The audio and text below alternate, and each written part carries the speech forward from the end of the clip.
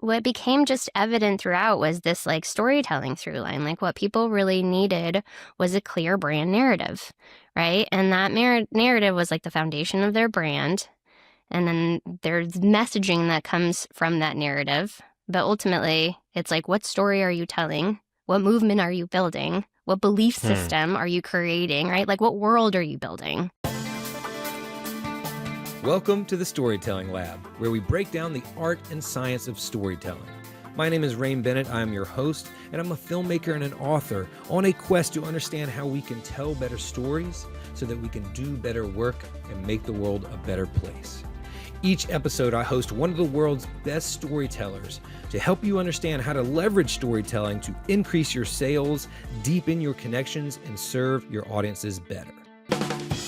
Renee, welcome to the Storytelling Lab. Right. I'm so excited to be here.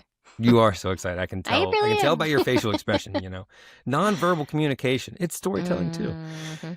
So I was looking you up when we booked the show. And I was kind of interested that you've had what seems like a lot of positions, but all within the same, not the same space, but similar space. So, and I'm admittedly a bit envious of that. I've kind of been a solopreneur my whole career, and I like parts of that, and parts of that are really challenging, Mhm. rather. But I wonder, with what you do now, which it seems like. And you just spoke a moment ago before we were recording about when you're niching down into storytelling. Seems like you have a really clear grasp on like who you serve and how these days. And I wonder which of those positions, and it might not just be one, has most informed your perspective on like storytelling and brand storytelling today. That's a great question. Which of those positions? I think it's been a little bit of each, right? Everything has Sure. collectively built up to this place where I'm so glad I can finally feel like the outside world, their perception to the outside world is that I'm very clear in who I serve and how I serve them, right? Because as you know, that is one of the biggest challenges as solopreneurs, as brands. I mean, in general, is that crystal clear positioning, right? Yeah. What problem do I solve? And And, for who? Right? And how do I do absolutely. it differently? So it's like so simple and yet it seems so elusive and difficult to actually achieve. So that is the process of brand building. That is I think storytelling has also served for me as a tool for discovery, for like coming to that clarity, right? Like getting very clear on my story, getting Hmm. clear on how to tell that story has helped shape that positioning and that narrative.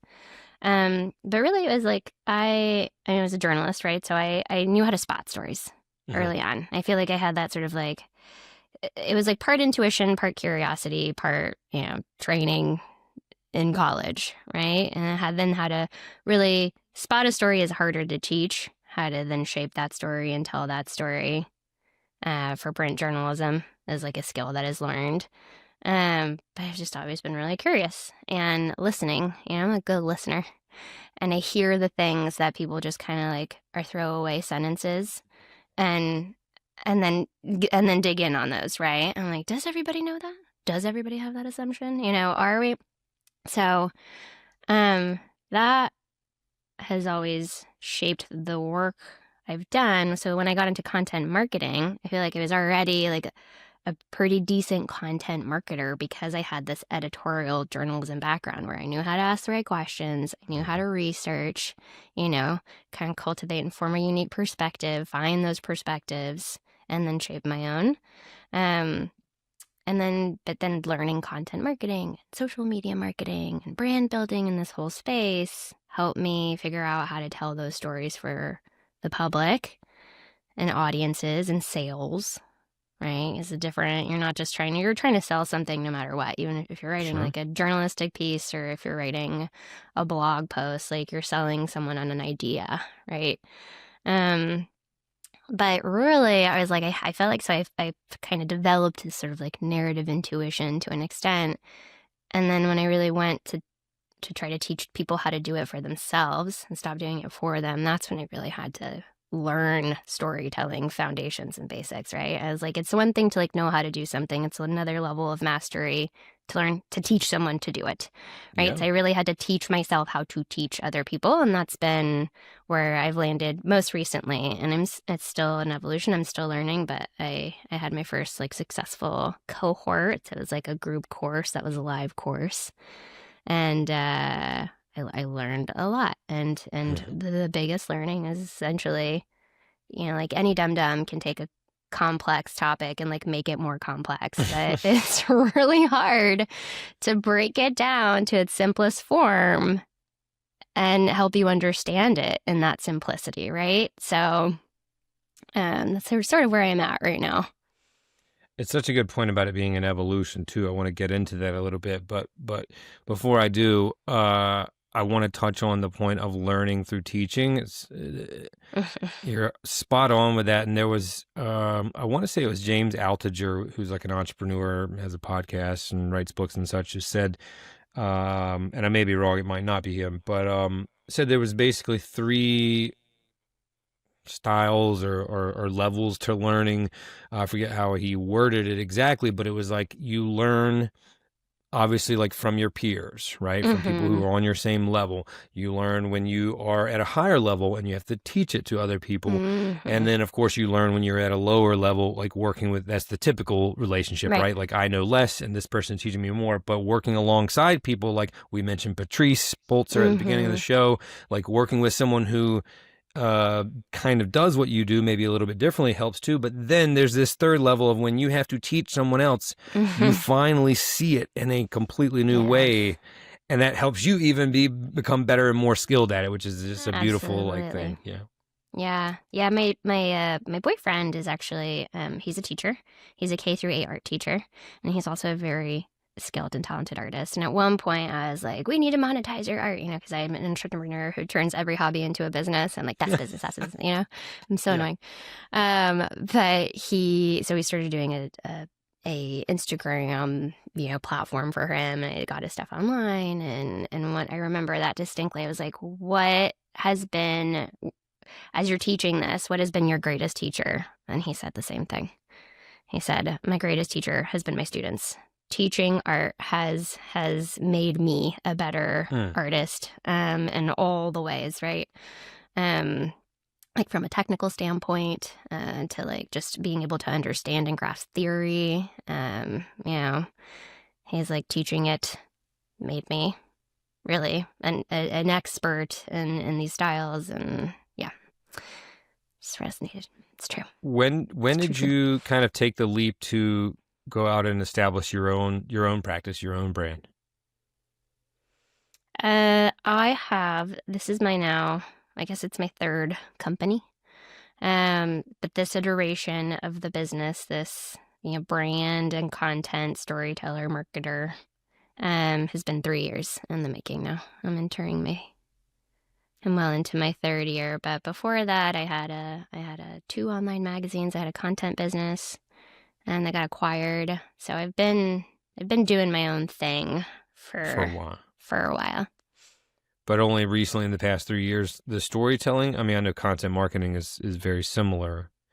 What I'm trying to get at, when you first started doing that, I'm going back to kind of shaping and clarifying your niche. And I was curious, like when you started, how broad was it, or how did you define it? And I want to kind of track that journey to where it is now, where it does seem laser focused. When you started, where did you think that you would serve people best then? I started, I think, where a lot of service-based solopreneurs, entrepreneurs start, which is doing fractional work. So I was a fractional marketer. I had 6 clients at my peak, and I realized very quickly I was like successful, as I had more than doubled my full-time salary from the job I had left. And I didn't even have a website up at that point. Wow. And I realized I had traded 1 boss for 6, and I hated the model. I was like, I feel so much more trapped in my solo freelance business than I did when I was working for somebody else, and I could, be off the clock at 5 p.m. and on weekends. And so the business model was actually the first place where I think I needed to iterate and pivot and figure out what I was doing. So just a general content marketer, fractional content marketer also is a very crowded space. I always sort of differentiated based on this, sort of taking this editorial approach, right? Like, and you're in-house journalist, and that resonated with people. Yeah, and then he was like, well, let's do a project-based model. And what does that look like? And so brand storytelling sprints, because I'm in the startup world, sprints are what people know. It's what's effective. It's like, taking what takes 6 months and doing it in 6 weeks and like really working intently with one person or a couple and then getting them through and filling that. So in order to do that, I realized I need to really have a marketing engine and a lead engine so that I could regularly be filling those slots, right? So like trading in the stability and consistency of that like fractional retainer model income, I had to trade that for like marketing myself all the time and filling clients in this project base. But I realized that was going to work better for me, who tends to get bored of projects after a while, really, really does love the freedom and flexibility of running my own thing because I get to work on lots of people's ideas, right? And I get to help lots of people through this problem and get to see the other end and then move on to the next one. So in doing that, what became just evident throughout was this like storytelling through line. Like what people really needed was a clear brand narrative, right? And that narrative was like the foundation of their brand. And then there's messaging that comes from that narrative. But ultimately, it's like, what story are you telling? What movement are you building? What belief system are you creating, right? Like, what world are you building? Yeah, I made that connection to world building and brand building at one point. And it's like, you're building a whole world here. It's a story. It's a story where there's characters, right? There's villains. And there's a transformation, there's an outcome. And so like that is essentially what people have a hard time doing. And then they go out to create content in the world, which is your brand in the world. It's your brand activated. And it's like all over the place, right? Or it's inconsistent. And so I was like, it's clear on that. And that informs all of your content. It just gets easier too. Talk about like simplifying something. If you are clear on that story, it simplifies everything that you create after that. So, I just kept getting clearer and clearer on this. But then what I realized, Rain, is that what I really loved about all of this was the storytelling piece, like teaching people this piece and then having them understand the concept so that they could take it and like really use it for their own businesses. And that's sort of where I've just been getting more niche, right? It's storytelling for brand building and content marketing. I also saw that there was a hole. There was a white space. There was a need in the market. There's a lot of people teaching storytelling. There's a lot of people teaching either Donald Miller's, brand story framework, which is great, but its limited use case is like creating a nice website landing page, right? Or like the whole tired hero's journey and like really getting into depth with storytelling frameworks that are great for fiction writing. But like I wasn't seeing a lot of people who are like, okay, but how do I create this consistent brand narrative and build a brand in public on social media, for instance? So like, what does short form storytelling look like? Does everything need to be a story of transformation? And so I started kind of just observing what was working for me and then what was working for some of the clients I was working with. And I created, a little bit of a strategy, a little bit of a framework, simplifying it for people, right? So that's kind of where I am now. Really helping people with short form storytelling for social media and brand building and their sales. As you know, it's like when you're a solo business owner, you kind of need you need all of it. You need to be a mini expert in all of it. And I have found, and I'm sure you found too, that storytelling really helps you even just have more effective prospecting calls. Right? Like it helps you write more effective emails. It makes you a better networker, right? Yeah. It just makes you a better communicator in general. Absolutely. It's like the principles of communication. If you're a better communicator, you're more charismatic, you've got that like sweet spot of like warmth and credibility, right? Like that like human brand element. So it's just such a valuable skill. And I want more people to have it just because I feel like the better we know ourselves, the better storytellers we can be, the better stewards, whatever we're doing, we can be. And I think I have a bigger mission underneath all of it of just creating more connection, like creating more connection between people, creating more connection between brands and their audiences. It just goes deeper. I was never into all the content marketing hacks of like SEO, and I Yeah. can't even talk about it without getting bored. So She just passed out. I did. I'm sorry. You have this great line that, like on your website, that create connection, not content. I want to stay there for a moment if we can, because let's look at it through the lens of one of the things you hear often, which is not untrue, is about the consistency of showing up and posting content, creating content. Just having that drumbeat, that rhythm that you keep pounding over and over again, so that people will see it. But I think, and myself, I can put myself in this.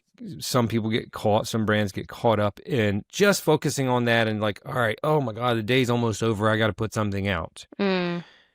So I do, in the interest of creating content, right, and being consistent.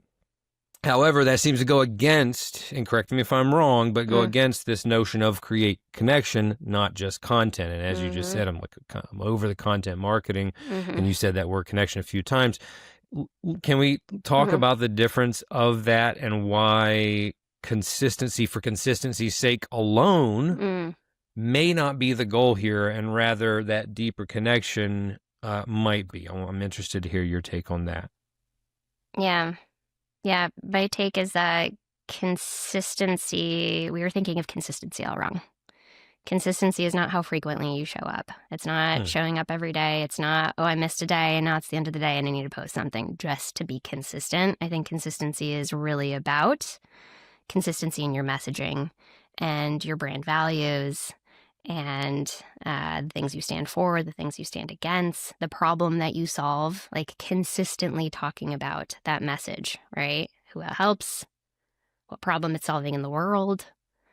Like that is way more important than creating content every day. And in terms of solopreneurs or servicepreneurs, I've studied a lot of people who are consistent. Okay, there's two people that I want to highlight.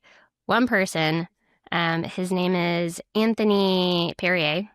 He has an unfair advantage that his brother is quite literally a positioning expert.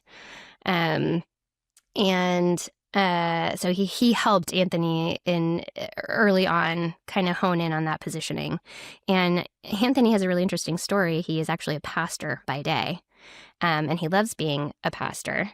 But he doesn't want to make money off of being a pastor because there's all this like conflict for him there, right? And conflict and perception. So he started this little side hustle speaking business to help people nail their first workshop talk and be better speakers, right? So he honed in on that problem, and then he took this like essentially like this one unique point of view, which is what I think his brother helped him draw out, and that is that everybody thinks that extroverts make the best public speakers. But he says, actually, extroverts usually make shitty public speakers. Introverts can be just as dynamic, charismatic speakers. You just need to know your speech. Like, you need to have the elements of a really good speech, right? So, like, he has said that probably 5 million times in the past year, and it's still not getting old. His stuff consistently goes viral on social media, and he posts about 3 times a week. And it's because he's so clear in who he serves, what problem he solves, and why it's different, like who he's talking to, right? He's like specifically talking to the introverts, but I think he gets plenty of extroverts. And then he takes that time that most people would take to like push out something at the end of the day, and he creates a really solid piece of shareable content. So he like outlines his whole framework.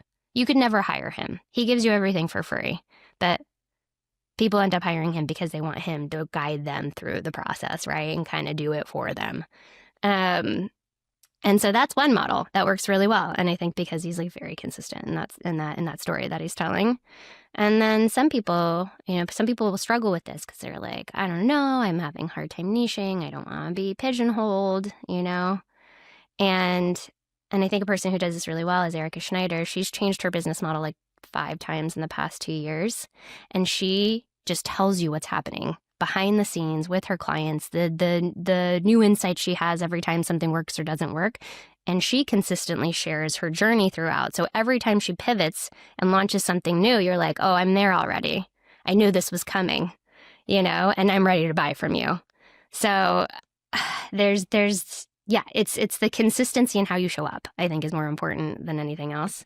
And you can either go on depth, right, and create something really valuable and take the time to do that and show up 2 or 3 times a week, or you can go hard on that story and just continue to keep people up on what's going on.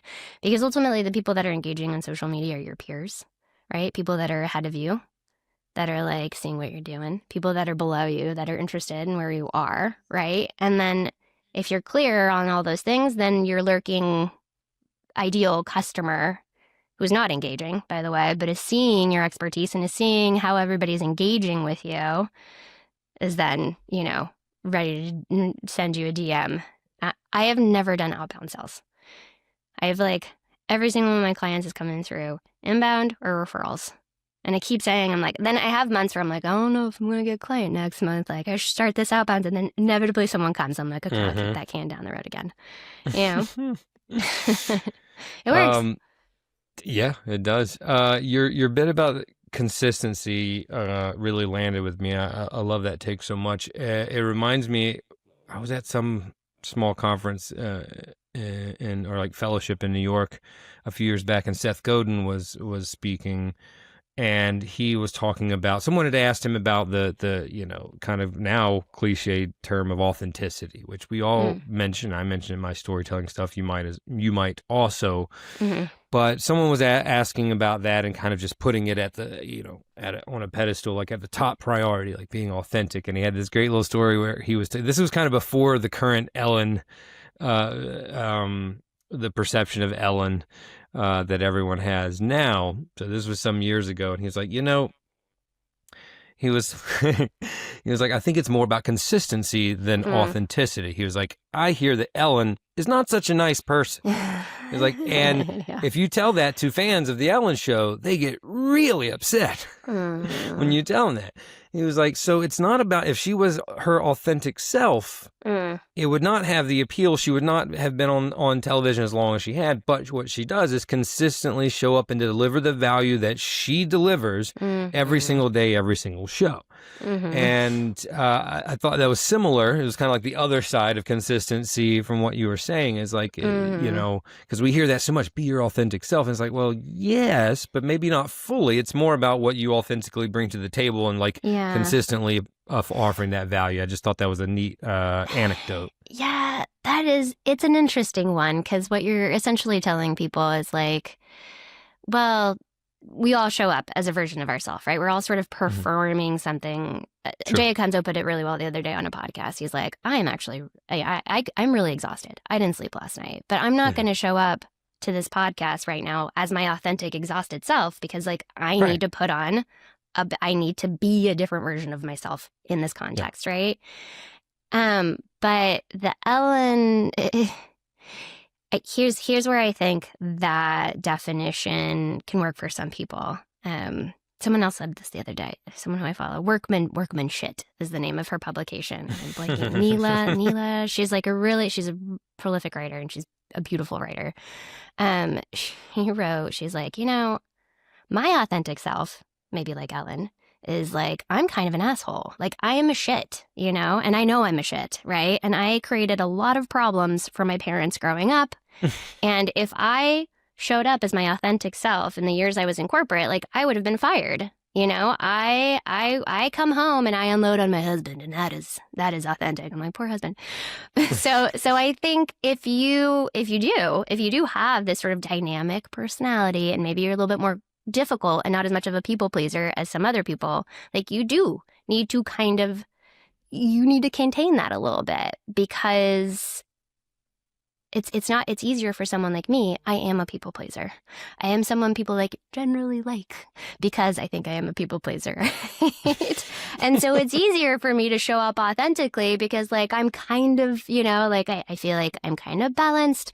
I'm not a very judgmental person, and I think that I'm really open to everyone's ideas and perspectives, to an extent. I feel like that makes me a more generally likable person, which makes it easier for me to show up more authentically, right? But if I had the temper that my 5-year-old redhead does, I'm telling her, I'm you need to put a cap on that when you're at school, I'm sorry, I'm telling you not to be your authentic rage monster self, but we have to learn how to show up in different contexts in public in order to be successful, So yeah, it's a tricky one. It's a tricky one, but I'm going to use that on my anxiety-riddled 7-year-old. Right? It's just a sort of a distinction I've started forming, I'm yeah, I want to tell people to be themselves, but maybe you're not, your authentic self is hard to sell. You know what I mean? Yeah. I mean, there's a difference in being being authentic and being overly authentic or oversharing, right? Mm-hmm. I mean, we can't be everything. So it is going to be shaped. I mean, if we look at ourselves as a product, not to necessarily commodify ourselves, but as you said, we're all trying to run a business here.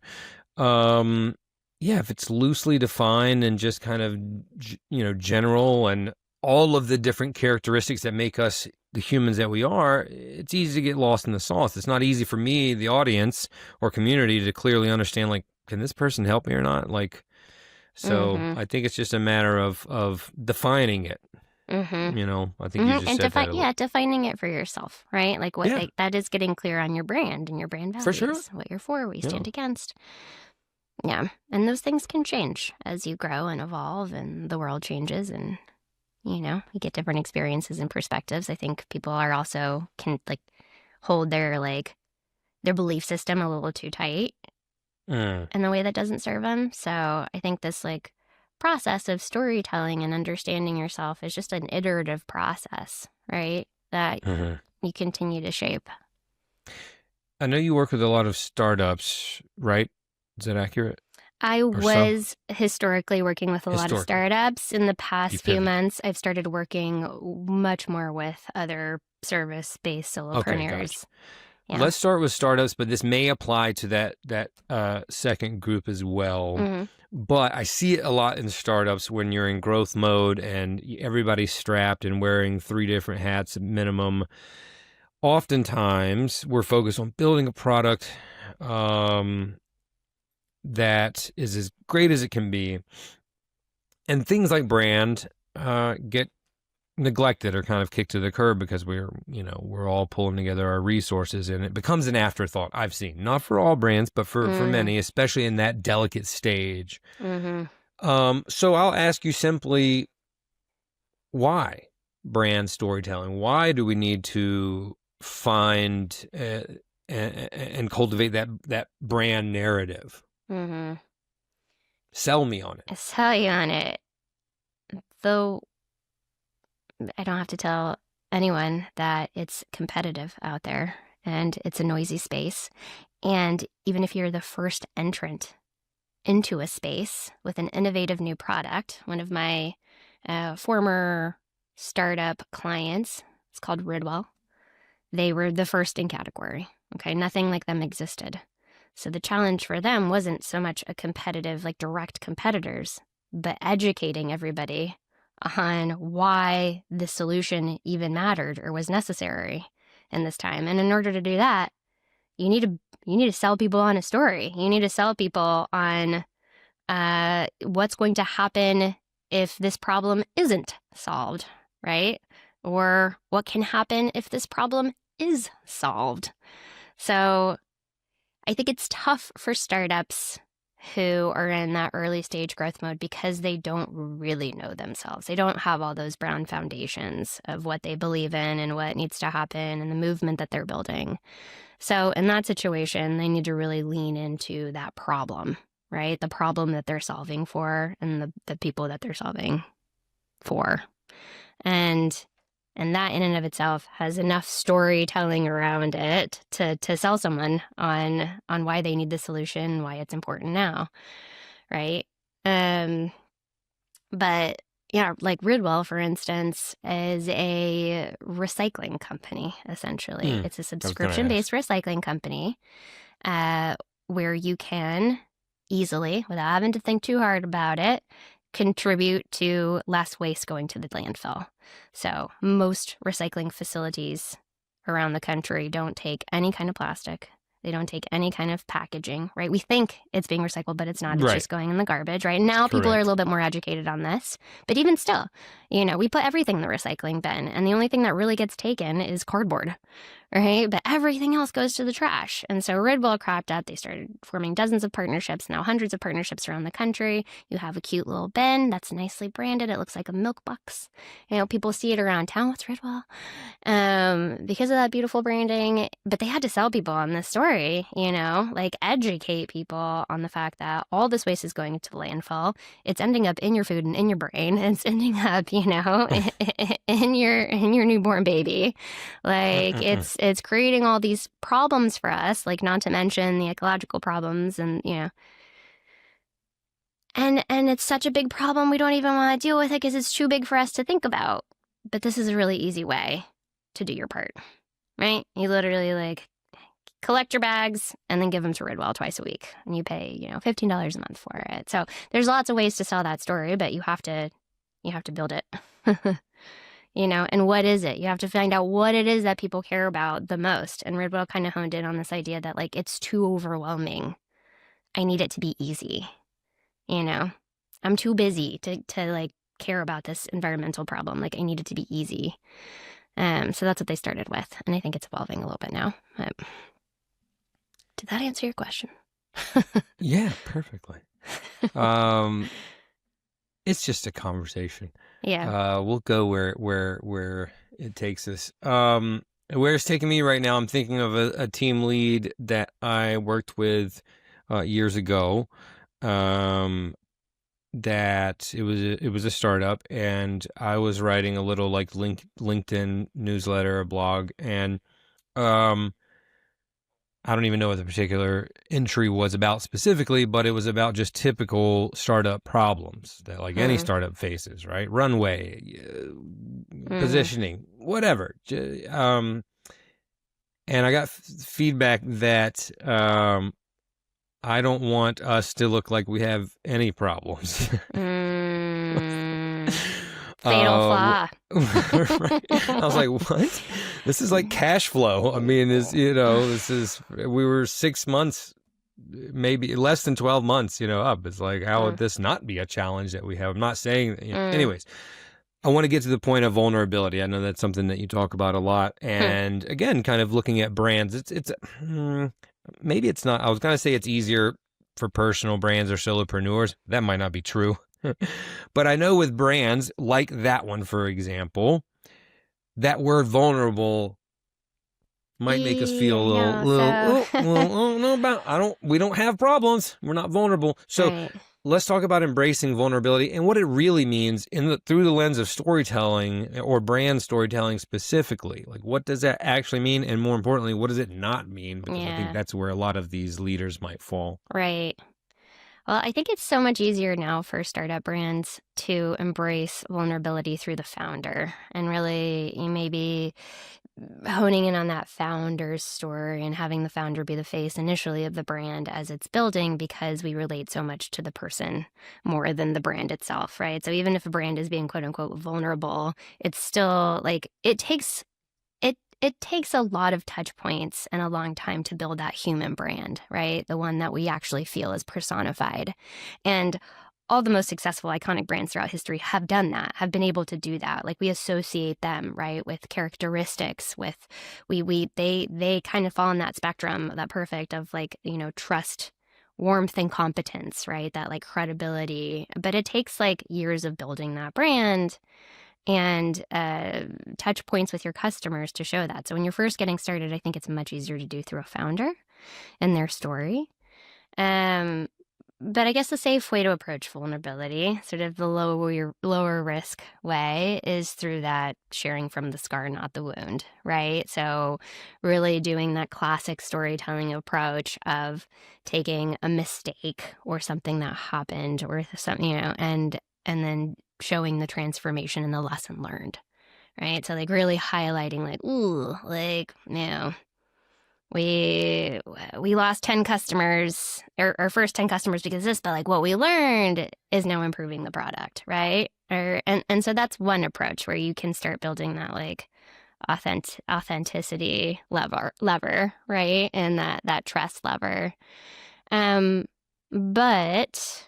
I also think that there are some brands that are just like their sheer courageousness and audacity and how they're showing what's actually happening behind the scenes is so refreshing that in and of itself could get you, 100 true new fans because they feel like they're part of your journey. And it's just like people want to root for you, right? I think that's the thing that we forget. And it's like what is it, number 6 rule of Pixar's, 22 rules of storytelling is that we admire a character more for trying than for their success.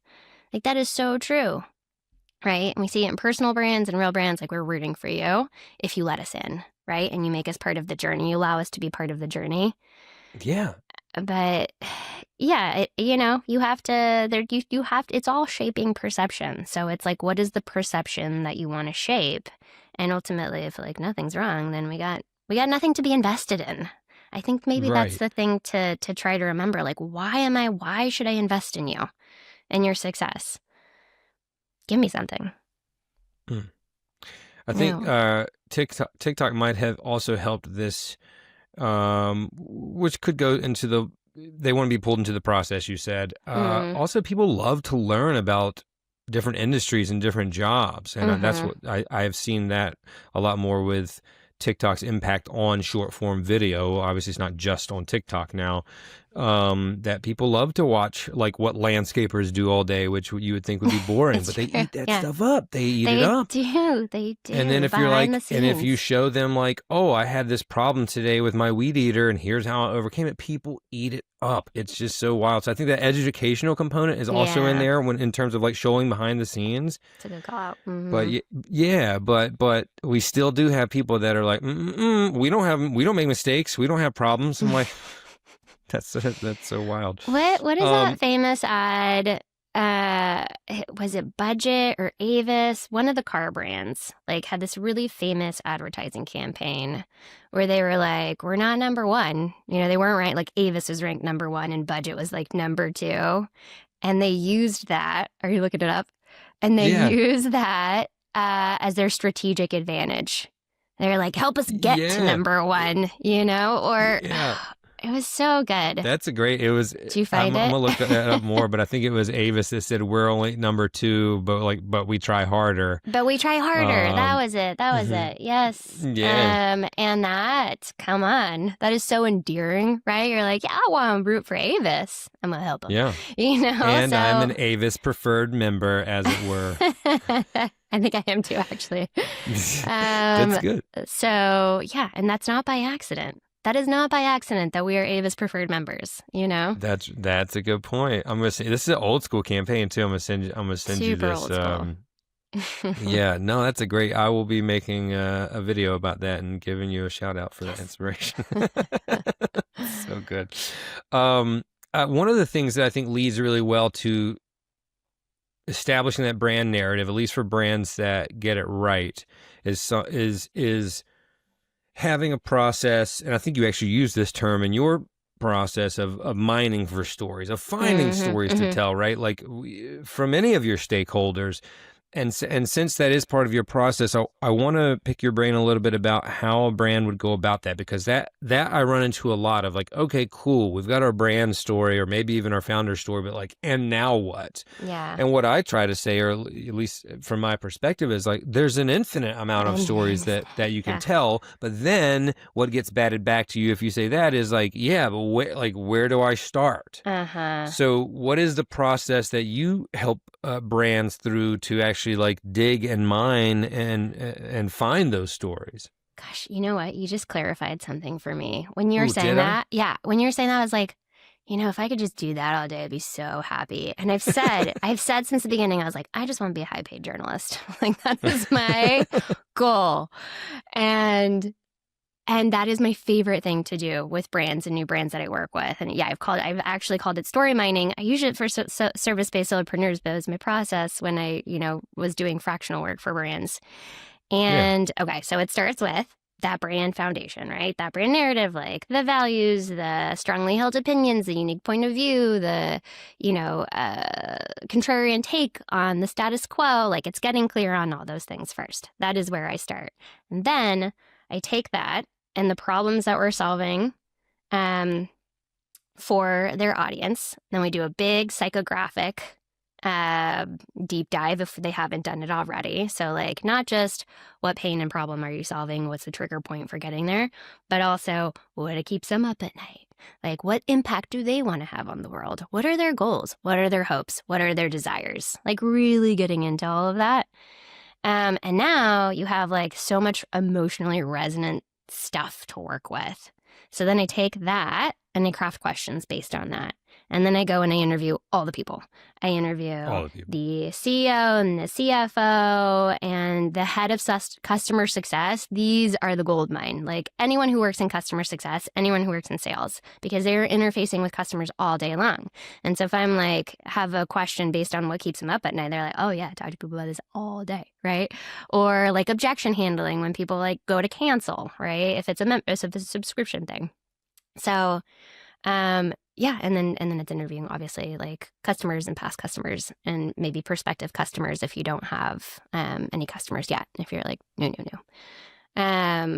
But yeah, I talk to everybody in the company that will talk to me, and then I get this like wealth of stories. And a lot of times I'm able to encourage people who actually would love to have a say in the brand and the company and are like comfortable on social media. And I get them to do content on behalf of the company, right? They're just like so glad someone finally asked. They're like, I love being on TikTok. I'm like, great. You are now going to, be the face of this. And then that's where you get that resonant content too, where you're like, you feel like you're getting the insights of the brand. And yeah, I haven't done that work in about a year. And now you're getting me all excited. I'm like, I want to do that for somebody again. That's such a good point though, of like, because we also come back to, or brands come back to like, how do we do this? How do we do this consistently? How do we generate good content consistently? And you're right. I bet they're not tapping into a lot of the people who actually could help them that are just being waited to be selected to do so. So that's a nice like byproduct of the story mining process is like you find people like, yeah, I'll create a video for that. We'll be like internal influencers. Yes. And you wouldn't know unless you ask. Yeah. Okay, so sticking with the thread of finding content that is within your brand narrative to produce, to generate, I noticed I really like the way that you handled your case studies, like your case stories on your site. Thank you. And I know that's an opportunity for a lot of good storytelling, at least showing, social proof, showing what you have done for others. Could you talk to us about the model that you follow, which is pretty simple, but it's replicated a lot. And I think it's important the way you lay things out. Like what's important to showcase if I'm a brand and I've got some great first clients and I want to use those case studies as social proof, as content. What are the most important pieces to get for me to put out in a quick video or just text that would resonate with potential clients? Well, the way that I've done it, essentially follows that story arc, right? That main story arc. What was the world like before? What happened that changed, and what is the world like after, right? It's that story of transformation. So it's like, what was the main challenge or problem? How did you come to the solution? So what was your like unique approach for doing that? And then what were the results? For your client, for your customer. That's essentially like the simple formula. And I don't think it needs to be any more complicated than that, right? Yeah. In that, you can like tap on or draw on the benefit of the benefit, or like the emotional conflict below the external conflict, you know? What's the benefit of the benefit? The benefit of the benefit is like the surface level benefit is that they got, they got a consistent system for content creation, right? That's like one of my benefits. But the benefit of that benefit is that they got like clarity and peace in their content creation process, right? Like really that's more of the benefit. It's not just like now I have a systematic approach for creating content. It's like I can breathe, and I'm not feeling like I'm on this hamster wheel again over and over again. So looking for the things that maybe are even subconscious for your clients, but it's what they're looking for. They're looking for relief from, right? Or they're looking to, it's kind of all the same things. It's like loss aversion, confidence, clarity, peace. Peace, that part. Before we go, I want to spend a little bit of time on the new narratives initiative that you have and the cohort and the retreats that you're doing, which I think are so cool. Thank you. Because from my experience doing that kind of work, doing storytelling kind of work in person, you just can't beat it. Yeah. Just in terms of the level of depth that you can reach, the interactivity and bouncing ideas off of one another. Totally. And it's something that I've always dreamed of doing as well. Dream sounds like a little hyperbolic, but I see the value in that, and it seems like you had a great experience. But talk to me about like this new initiative that you have. Like, what's the goal? Who's it for? And what did you get out of it? Well, coming back to that bigger mission that I have of creating connection, right? There's only a limited amount of connection you can really build with somebody through a screen. Like you said, there's nothing that replicates that in-person connection and how conversation flows and ideas flow and insights happen. And I didn't see anything that was what I was looking for. Essentially, so that was my second retreat. The first one I did in Costa Rica last year.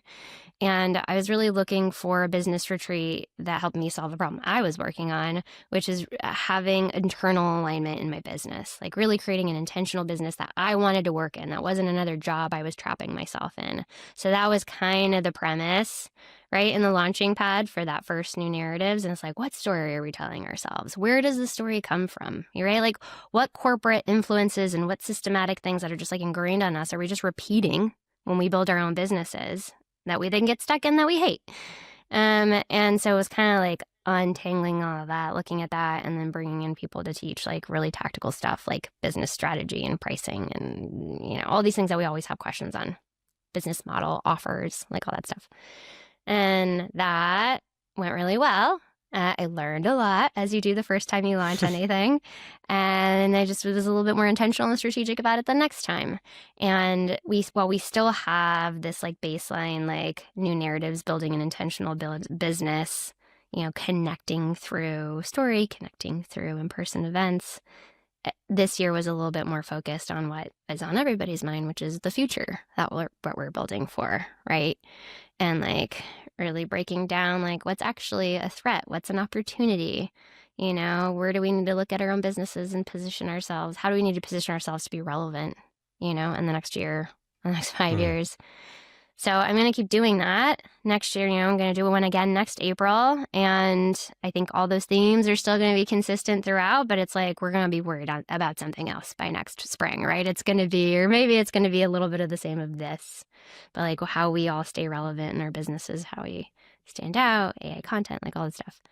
Is it super structured or is it kind of a loose format? No, it's pretty structured. And the biggest thing we found is that trying to jam it into 3 days is really tough.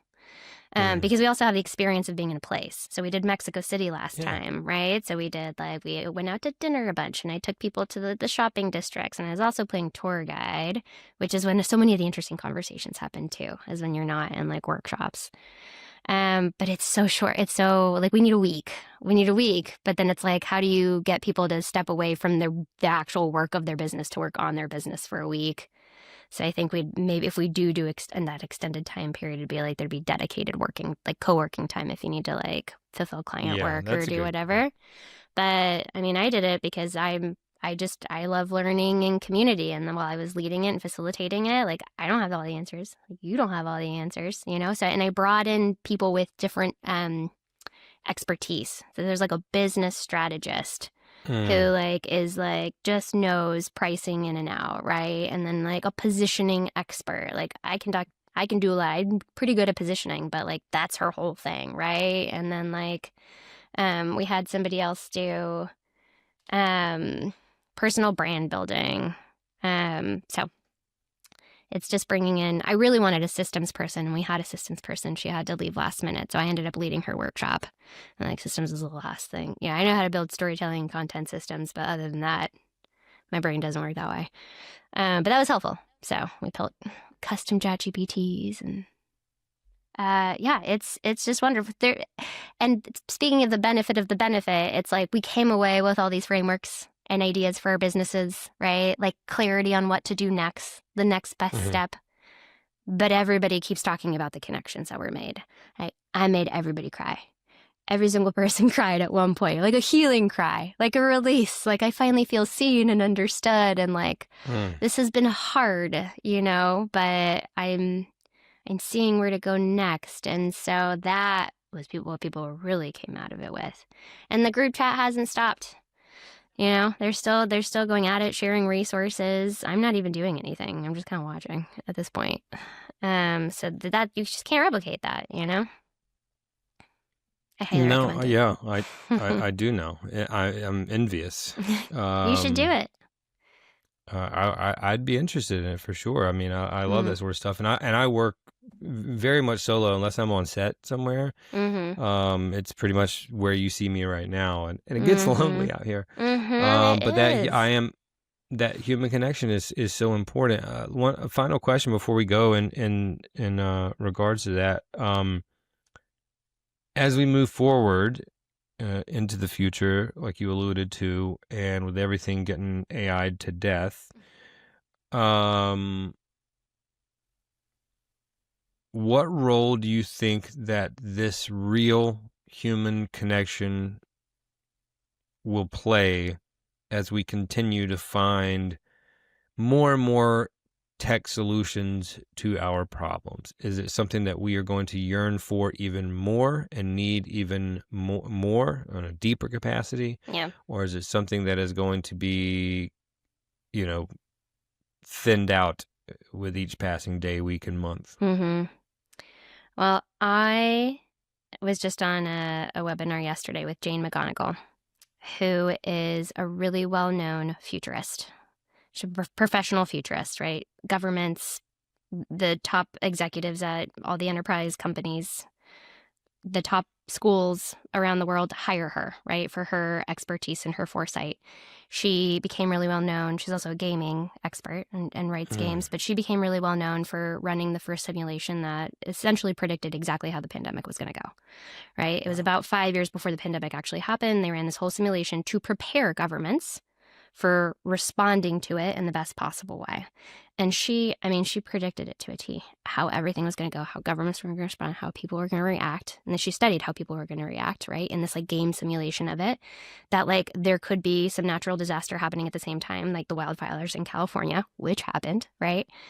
And then she wrote this book called Imaginable, which is essentially a resource for like you and me and anyone who's not a futurist to expand our thinking and be more creative and be able to become first, second, third order thinkers, system thinkers, to like really be able to project real case scenarios and then make decisions to go in the direction we want, as opposed to like being reactive or like making decisions based out of fear and anxiety, which is what humans tend to do, right? I highly recommend it. But so I was on a call yesterday with her, and this question was asked. You know, she's like, "You, someone who like is clearly able to see the future, right?" And pretend like, how are you feeling right now? And she is like, you know, I'm really optimistic. She is like, because I've seen how resilient we are in the face of extremely challenging circumstances. People always find a way to find meaning, to find joy, and to find purpose and value and help each other in these situations, like time and time again. And the pandemic like really highlighted that. And she was like, and I think as AI, really automates some of this robotic work that we do already anyway, that it's going to, the opportunity is actually in people who create places for creative play, for imagination, for in-person connection, for community. Like, that's where I see a lot of the opportunity. And that's where I see us moving. Like, it's going to be, she's more in the, like, I think we're heading actually more towards a utopia, where we can get back to what it means to be human. So I'm going to run with that one because I am also an optimist, and I'd rather like plan for that future than, the AI wiping us off the face of the planet future, which maybe that's possible. But in that case, what can, I don't know that I'm not in a position of government or authority to like have a say in that. So like, I'm just going to help people make meaning in the time that we have and create valuable, life-changing, purposeful human connections and work. So that's where I'm focused. And it brings me a lot of joy. Perfect place to end today, right before I go cry after that quote. But Renee, thank you so much for being here. This was incredible, and I have a lot of resources that I'm going to be searching after this. Appreciate all the actual like real examples and resources that you dropped. That's going to be really helpful for everybody, and just appreciate you being here. Yeah, thank you. Appreciate you having me. My name is Rain Bennett. Thanks for listening. If you enjoyed that episode, do us a favor and subscribe to the podcast. If you're already a subscriber and you're enjoying the show, give us a review and let us know the value that you've gotten from it. We love to hear from our listeners and learn about the benefits that they're getting from the show. That's what fuels us, and that's what fuels the show. And if you've already subscribed and you've already reviewed it and you think there's someone else that would benefit from listening to this show, please share it with them. The more we grow, the more we can help you grow, and that's what we're here to do. Join us next time on the Storytelling Lab.